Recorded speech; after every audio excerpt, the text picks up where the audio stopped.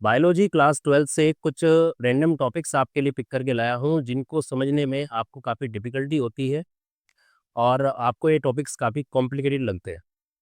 लेकिन अगर आप इन टॉपिक्स को ध्यान से पढ़ते हैं या फिर कहें कि ये वीडियो ध्यान से देखते हैं तो आपको ये टॉपिक्स बहुत ही अच्छे से समझ में आ जाएँगे और उसके बाद चाहे क्वेश्चन कहीं से भी आए, बोर्ड या नीट, आप आराम से उसको कर दो।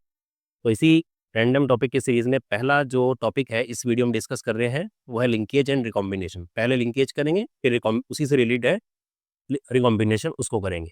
तो बिना कोई टाइम वेस्ट किए शुरू करते हैं। पहला टॉपिक है लिंकेज। तो देखिए लिंकेज क्या है। सबसे पहले एमसीक्यू वाला काम खत्म कर देते हैं कि टर्म किसने दिया था। टर्म दिया था थॉमस हंट मॉर्गन ने, जिनको फ्लाई मैन ऑफ जेनेटिक्स भी कहते हैं। और ये वर्क किसके ऊपर कर रहे थे?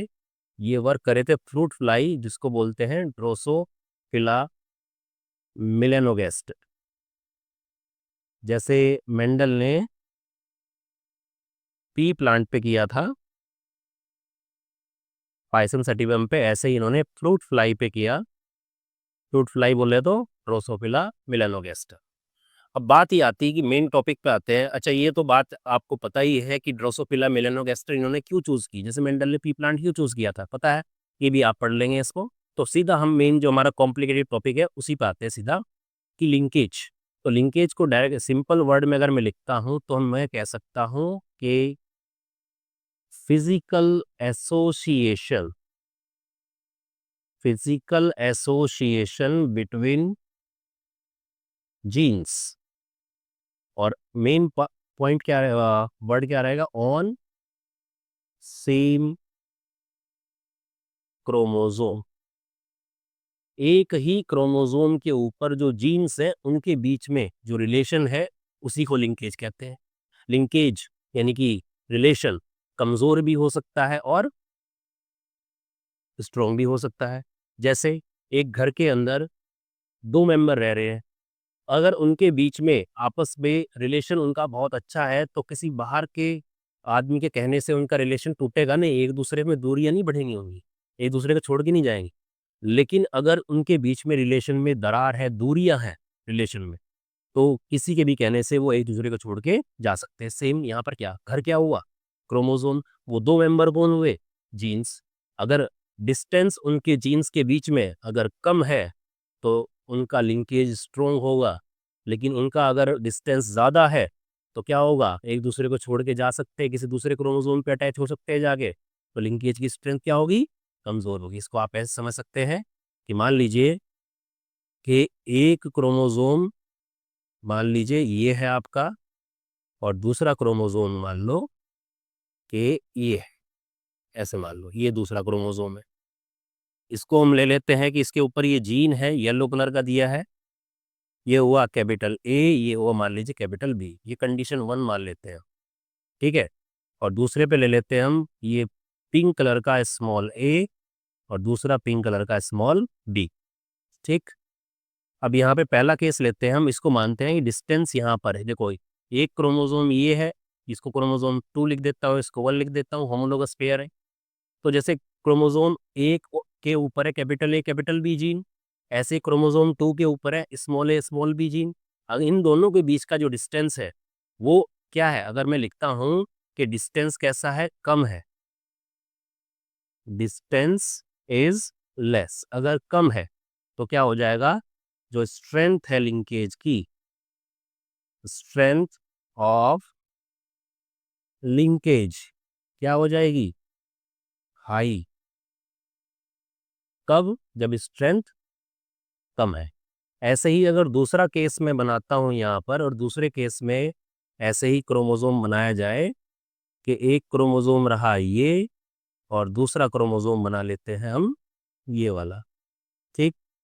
और इसके ऊपर सेम ऐसे ही जीन बना लेते हैं कैपिटल ए और थोड़ा सा डिस्टेंस बढ़ाते हैं इसका, और ये रहा हमारा कैपिटल बी।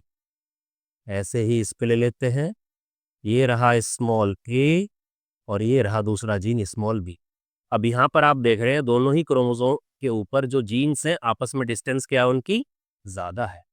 इसकी वजह से क्या हमने क्या लिखा कि डिस्टेंस क्या है बच्चों, डिस्टेंस इज मोर या हाई, तो इससे क्या हो जाएगा, जो स्ट्रेंथ है लिंकेज की ऑफ लिंकेज क्या हो जाएगी, लो हो जाएगी, लेस हो जाएगी। ठीक है, कमजोर पड़ गया। तो ये कंसेप्ट समझ में आया आपको। अब बात ये आती है कि इसके लिंकेज की स्ट्रेंथ हाई और लो होने की वजह से क्या फर्क पड़ेगा। ठीक, तो देखिए, चलते हैं वापस, इसको मैं मिटा देता हूँ इसको, कि अगर हाई है तो क्या होगा, लो है तो क्या होगा। चलो पहले हाई का देखते हैं। तो अगर हाई है, जैसे कि पहला केस हमने देखा, तो इसमें क्या है कि ये जीन जो हमने बनाए हुए हैं ऐसे ऊपर, यहाँ पर capital A, capital B, small B, एक दूसरे को छोड़ के नहीं जाएंगे। यानी कि ये दो ही टाइप के गैमीट्स बनाएंगे। कौन से, एक कैपिटल ये बनेगा ए बी, और दूसरा गैमीट बनेगा स्मॉल ए स्मॉल बी। ठीक है जी, ये है आपका पेरेंटल कॉम्बिनेशन, ये है पेरेंटल कॉम्बिनेशन ऑफ जीन। ठीक है जी, ये कब बना पेरेंटल कॉम्बिनेशन जीन का, जब डिस्टेंस क्या है, कम है। ओरिजिनल जो है, जो ओरिजिनल बिल्कुल माता पिता से आया वो ऐसे। लेकिन अगर डिस्टेंस ज़्यादा है जीन के ऊपर, जैसा कि सेकंड केस में देख रहे हैं आप, तो ऐसे केस में क्या होगा, ऐसे केस में डिस्टेंस जो ज़्यादा है, मैं अगले पेज पे लेके चलता हूँ आपको। देखिए, जैसे ये आपका, ये था हमने बनाया था, सेकंड केस बना रहा हूँ जब डिस्टेंस क्या है जीन के ऊपर हमारी ज़्यादा है। तो यहाँ पे हमने बनाया जैसे कैपिटल ए, दूसरा केस ये क्या है, कैपिटल बी है, ये स्मॉल ए और ये स्मॉल बी। अभी डिस्टेंस क्या है, डिस्टेंस है ज़्यादा। पहले वाला केस तो हमने देख लिया, डिस्टेंस ज़्यादा है। तो ऐसे केस में क्या होगा कि ये क्रॉसिंग ओवर करेंगे। कैसे, यहाँ से ये इस तरीके से क्रॉसिंग ओवर कर सकते हैं। क्रॉसिंग ओवर आपको पता ही है, एक तरह से अगर मैं कहें सेगमेंट का एक्सचेंज कर लेंगे। देखिए कैसे, कैपिटल ए यहाँ था, इसी का ये जा रहा है यहाँ से, तो यहाँ पे क्या है, कैपिटल बी है। ऐसे ही यहाँ पे स्मॉल ए था, और ये ऐसे ऐसे ऐसे होता हुआ यहाँ पर क्या आ गया, स्मॉल बी। अब जुड़ने के बाद में जब यहाँ पर नया जो कॉम्बिनेशन बनेगा जीन्स का, तो वो क्या होगा, वो होगा कैपिटल ए स्मॉल बी, और यहाँ होगा स्मॉल ए कैपिटल बी।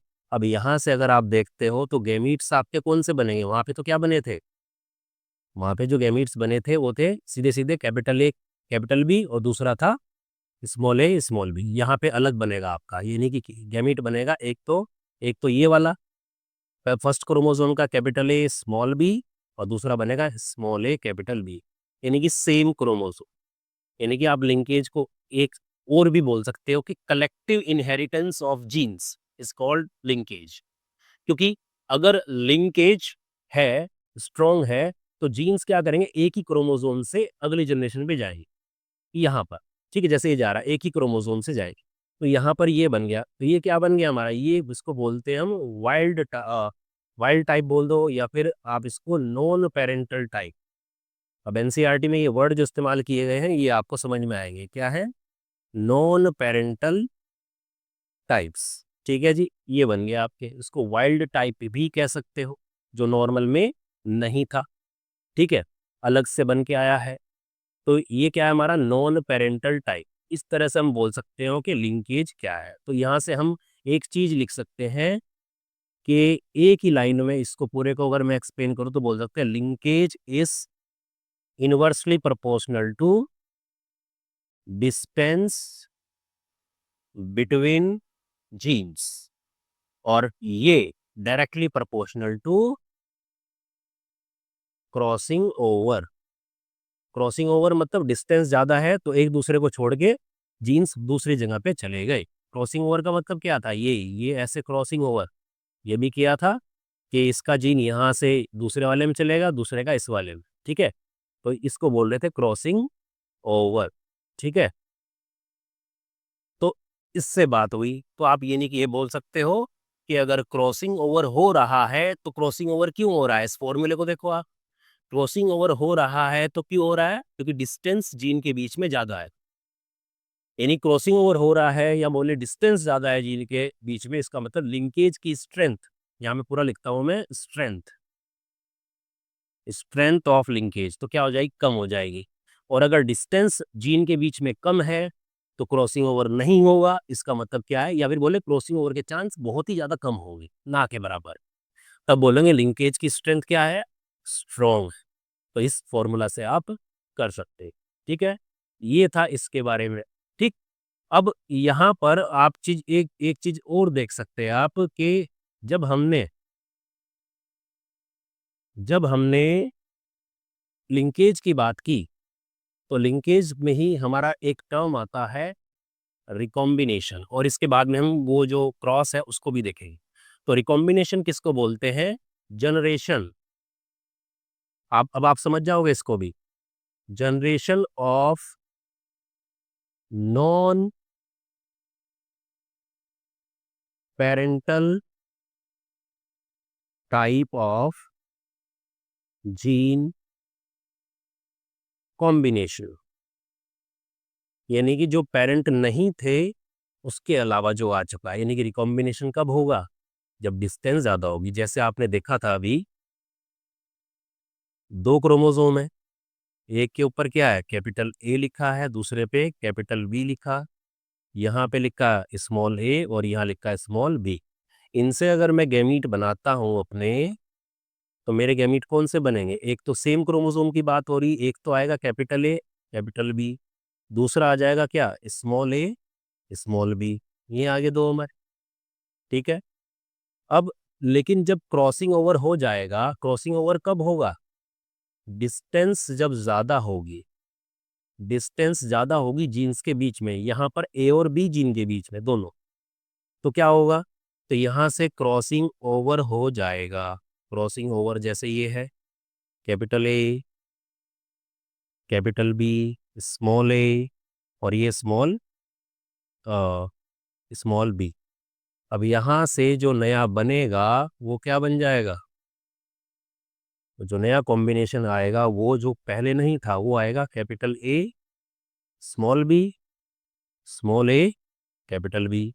अब यहाँ से जो गैमीट्स बनेंगे आपके वो कौन से बनेंगे, देख लो आप, कैपिटल ए स्मॉल बी, एक तो इसका और एक दूसरे वाले क्रोमोसोम का, स्मॉल ए कैपिटल बी। तो ये क्या हो गया हमारा, ये हो गया हमारा नॉन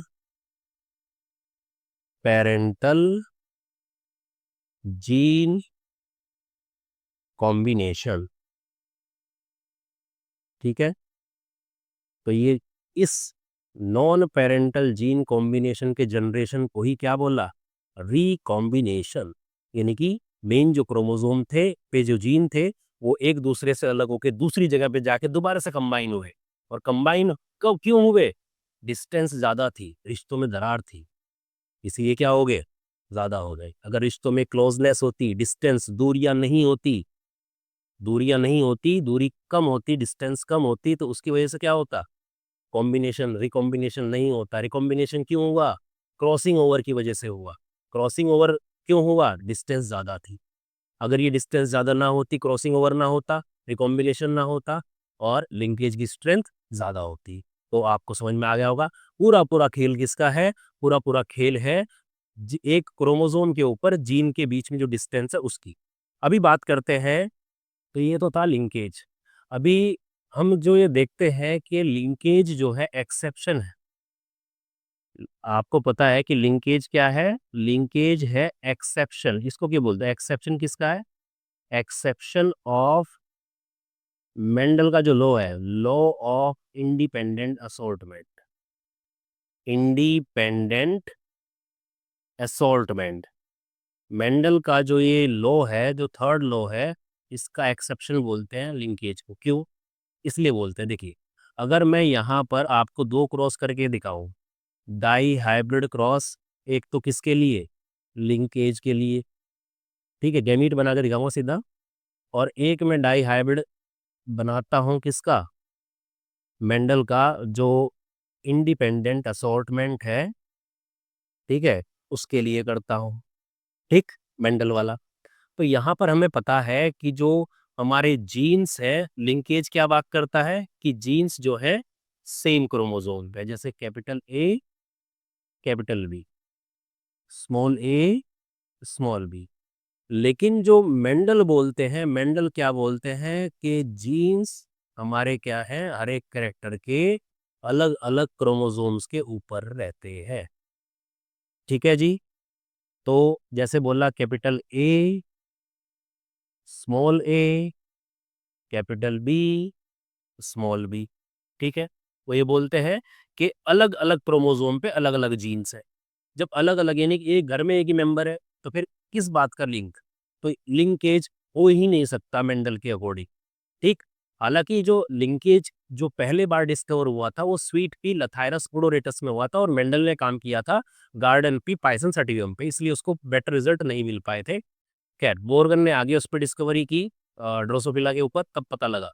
तो यहाँ से अगर हम गैमीट्स देखते हैं तो हमारे गैमीट्स कितने बनेंगे यहाँ से, ये बनते हैं हमारे, अभी बताया था, एक कैपिटल ए बी और एक स्मॉल ए बी, दो टाइप के गैमीट बने।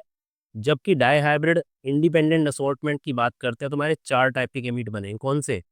एक बनेगा कैपिटल ए कैपिटल बी, एक बनेगा कैपिटल ए स्मॉल बी, एक बनेगा स्मॉल ए कैपिटल बी और एक बनेगा स्मॉल ए स्मॉल बी। तो चार टाइप के गैमीट बने। अब इसी का जब हम डाई हाइब्रिड क्रॉस करते हैं, आपने पढ़ा होगा, इसका जो रिजल्ट आता है वो कितना आता है, 9331 आता है। ठीक है जी। जबकि दो गैमीट को लेके आप 9331 का रिजल्ट नहीं ला सकते। ठीक है जी। तो इसीलिए क्या है कि मेंडल का जो लॉ ऑफ इंडिपेंडेंट असॉर्टमेंट है उसका एक्सेप्शन लिंकेज है। क्यों? क्योंकि लिंकेज में जीन्स एक ही क्रोमोसोम के ऊपर प्रेजेंट है, जबकि मेंडल के अकॉर्डिंग, इंडिपेंडेंट असॉर्टमेंट के अकॉर्डिंग उन जीन्स को अलग अलग क्रोमोसोम पे होना पड़ेगा। इसीलिए मेंडल ने कहा कि भाई हर जगह पे यही लगेगा, लेकिन नहीं, लिंकेज नहीं है, इसलिए लिंकेज उसका एक्सेप्शन बन गया। एक्सेप्शन कैसे चेक करते हैं? अगर मेंडल का जो F2 जनरेशन का जो रेशो आया है 9331, अगर वो मैच कर रहा है तो ठीक है, नहीं मैच कर रहा है तो एक्सेप्शन है, बस ये ध्यान है। ठीक। अब यहाँ पर हम बात करते हैं तो इससे हमें दो बातें पता चली कि भाई, एक तो बात ये पता चली हमें कि लिंकेज की वजह से two genes did not segregate independently. यही मैंने कि मेंडल के लॉ को क्या क्या फॉलो नहीं करता है। ठीक है। क्यों नहीं करता? F2 रेशो क्या हो जाता है, F2 रेशो डेविएटेड फ्रॉम, यानी बदल जाता है, 9331 से अलग हो जाता है। तो ये दो पॉइंट आपको याद याद रखने, एमसीक्यू में भी पूछ लेता है। तो ये तो रही बात कि मेंडल के लॉ का जो एक्सेप्शन है वो लिंकेज क्यों है, उसकी बात हमने की। एक क्रॉस आता है ये वाला, इस क्रॉस को अगर आप देखते हैं तो यहाँ पर रिंकेज रिकॉम्बिनेशन का साफ आपको पता लग चलता है। ये स्टार्टिंग में क्या है, ये फीमेल है, ये मेल है, और ऐसे ही क्रॉस बी में ये फीमेल और ये मेल है। तो यहाँ पर आपको दिखता है मॉर्गन ने क्या लिया, वाइट आई वाली, वाइट आइड येलो बॉडी की फीमेल, और क्रॉस कराया किससे, ब्राउन बॉडी वाली रेड आई का मेल से क्रॉस कराया। तो F1 जनरेशन में उसको क्या मिला, F1 जनरेशन में उसको मिला ये तो मिली उसको फीमेल इधर, और ये क्या आ गया इसका, ये आ गया मेल। तो यहाँ पे देखो ये क्या आ गया, यहाँ पे ये प्लस वाला जो है ये डोमिनेंट है, इसका मतलब ये वाला जो इंडिविजुअल होगा ये कैसा होगा, ये होगा रेड आई और प्लस ब्राउन बॉडी का ये होगा।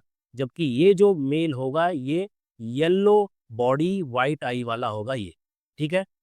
तो ये उसके पास लाए, यानी करेक्टर्स जो हैं, जो येलो और वाइट का साथ साथ थे, और वाइल्ड वाले में जो दिख रहा है उसमें ब्राउन और रेड साथ साथ में थे, तो एक दूसरे से सेग्रीगेट नहीं हुए, अलग नहीं हुए। क्यों? क्योंकि डिस्टेंस कम है, लिंकेज के चांस कम है। इसलिए नीचे क्या लिखा हुआ है कि पेरेंटल टाइप, यानी कि जो लिंकेज स्ट्रोंग होगा तो सेम वही बना रहेगा, वो करेक्टर अपने दूसरे से एक दूसरे से सेग्रीगेट नहीं होंगे। ठीक है। ये देखो यहाँ पे भी क्या है, ये वाई प्लस डब्ल्यू प्लस, यानी कि कौन सा, येलो बॉडी और सॉरी ब्राउन बॉडी रेड आई। यहाँ पे भी देखो सेम एक साथ है, येलो बॉडी वाइट आई। यहाँ पे नीचे देख लो आप क्या है, येलो ब्राउन बॉडी रेड आई। और यहाँ पे भी देख लो क्या है, साथ में ही है, येलो का फिर से व्हाइट के साथ में है। जबकि रिकॉम्बिनेशन का चांस कितना रहा, सिर्फ और सिर्फ 1.3%, बहुत ही ज्यादा कम है, ना के बराबर। क्यों? डिस्टेंस, ये देख लो आप, ये पहले क्रॉस में डिस्टेंस दोनों के बीच की क्या है, कम है। जबकि दूसरे क्रॉस में देखो डिस्टेंस इन्होंने ज्यादा बढ़ा दी है, और डिस्टेंस ज्यादा बढ़ाई इसलिए रिकॉम्बिनेशन के देखो परसेंटेज बढ़ चुका है, 37.2 हो चुका है व्हाइट मिनिएचर में। ठीक है, तो इसकी वजह से रिकॉम्बिनेशन हुआ है ये वाला। ठीक है, डिस्टेंस कम है इसलिए कम है। अब यहाँ पर क्या हुआ, यहाँ पे इसने दिखाया है कि ये देखो, ये जो y प्लस है W, ये पेरेंटल तो नहीं था, नॉन पेरेंटल आ चुका, प्लस प्लस अलग थे, नॉर्मल अलग थे। अब ये प्लस और खाली वाला एक साथ आ चुके हैं। ठीक है, ये तो रहा इसका। रही बात इस क्रॉस की, तो क्रॉस आप कैसे कर सकते हैं? देखिए, आपको बच्चों को क्रॉस यहाँ से अगर समझ में नहीं आता, ये तो क्या किया है, यहाँ से एक ये वाला जो सीक्वेंस चला सिर्फ इतने वाला, ये क्या किया है यहाँ से, ये इन्होंने पहले ये जो, आपको ध्यान रखना, वाई और डब्ल्यू वाला येलो वाला जो है, इसका क्रॉस एक बार इसके साथ में किया है। ठीक है, एक बार इसके साथ में किया है और एक बार इसके साथ में किया है। ठीक है, इधर की साइड में सिर्फ इधर। फिर उसके बाद में ये जो वाई क्रोमोसोम है नीले वाला, इसका इसके साथ में किया और फिर इस नीले के साथ में किया, तो ये चार आ गए यहाँ पे। और रही बात, अब बात आती है कि ये कैसे आया फिर ये वाला, तो ये कैसे आएगा, ये रिकॉम्बिनेशन की वजह से आएगा। और रिकॉम्बिनेशन कब होगा, डिस्टेंस जब ज़्यादा हो जाएगा, यानी कि ये वाला जो है इसको ले लेंगे आप, और इसमें रिकॉम्बिनेशन करना है आपको, कैसे, ऐसे कर लोगे। और यहाँ से ये क्या है, ये y है, तो W कहाँ पहुँच गया, यहाँ। और यहाँ पे W प्लस है, और ये क्या आ गया, y प्लस। इससे हमारा नया रिकॉम्बिनेंट क्या बनेगा, ये बनेगा y W प्लस, और ये बनेगा y प्लस W। अब क्या करना है इसको आपको, अब इसका ये वाला जो ये पहल ऊपर का जो क्रोमोसोम है ये वाला, इसका क्रॉस करना है एक बार इस नीले वाले से नीचे से, फिर नीचे वाले का करना है नीले वाले से, फिर ये जो है इन दोनों का, जैसे नीचे वाले से इस नीले वाले से क्रॉस किया, अब इन दोनों का क्रॉस इस वाई डब्ल्यू ऊपर वाले से करोगे तो आपका ये वाला आ जाएगा। फिर भी अगर कोई दिक्कत आती है इस क्रॉस में तो आप बताना, मैं आपको इसको डिटेल में बता दूंगा एक वीडियो बना के। अब यहाँ पे आगे हम देखते हैं, तो इसी को लेके इनके स्टूडेंट थे जो अल्फ्रेड स्टर्टवेंट, इन्होंने एक स्टेटमेंट दी थी। ये नीट में भी एक बार स्टेटमेंट पूछ चुके हैं कि किसने दिया था। तो इन्होंने क्या किया था, क्या बताया इन्होंने, use the frequency of recombination between gene pairs on same chromosome. देखिए फिर भी क्या था, सेम क्रोमोसोम के ऊपर क्या यूज कर रहे हैं, फ्रीक्वेंसी रिकॉम्बिनेशन की, रिकॉम्बिनेशन कितना हो रहा है और किसकी वजह से, क्या देख के, डिस्टेंस बिटवीन जीन्स, जीन के बीच में डिस्टेंस देख के कर रहे हैं। और ये क्या कर दिया, क्रोमोसोम मैप तैयार कर दिया। मैप पे क्या करते हैं, मैप के ऊपर जितना डिस्टेंस होता है उसके अकॉर्डिंग, उन परसेंटेज कितना डिस्टेंस है उसके अकॉर्डिंग जीन्स को सीक्वेंस में लगा देते हैं, जिसका इस्तेमाल आगे ह्यूमन जीनोम प्रोजेक्ट है उसको बनाने में भी हुआ।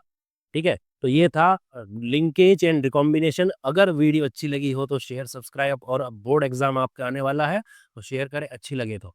और अगर कोई भी चीज़, अगर टॉपिक समझ में ना आया हो तो कमेंट करें। Thank you.